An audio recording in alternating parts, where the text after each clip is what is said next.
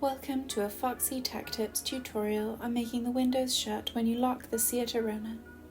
If you find this tutorial helpful, please consider subscribing to my channel and liking the video. If you get out of the car and you have forgotten to close the windows, you can close them with the key as you lock the car.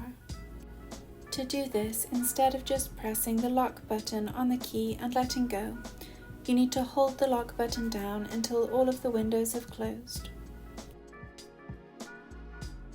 When the windows are shut, let go of the lock button. And that draws an end to this tutorial. Please like the video if you found it helpful and subscribe to Foxy Tech Tips for more Seat Arona tips and tricks.